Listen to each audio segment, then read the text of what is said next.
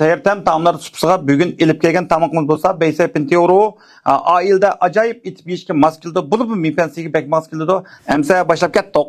Bugungi tamoqimizga ketarlik materiallar bo'lsa, go'sht, pintoza, oq baysay, qizil laza, ko'k laza, sumpiyaz, samsaq, sinjang, hamsa diqqatingni ekranda bo'lsin. Ketdik.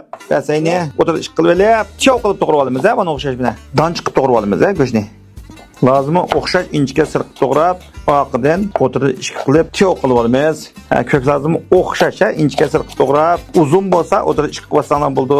Samsaqni mo yaproqlab tayyorlaymiz. Ma zanjibilni perq to'g'rab olamiz buni ma.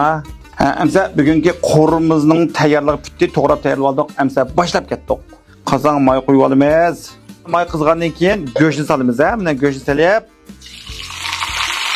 bunu salat qo'rib, sumpiyazını salamiz, zencimilini salamiz, azraq samsaq salamiz, Tayyortamning shunchus azraq qo'yamiz. Pomidor jag'idan bir qo'shiq, laz jag'idan bir qo'shiq. Baysayni silib tayyorlab olamiz. Baliq bir qo'shiq azraq tuz. Tayyortamning mahsulotlaridan jijing, bejing, oqmosh, xojo.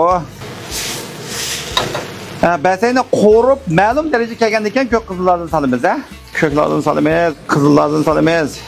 Danchiq to'g'ralgan pomidorni solamiz. Ozroq sho'rib qo'yib olamiz.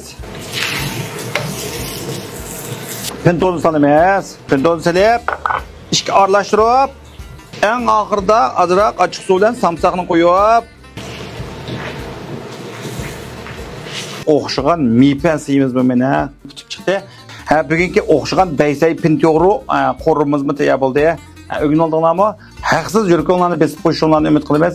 Keyingi filmimiz texmi sarxil.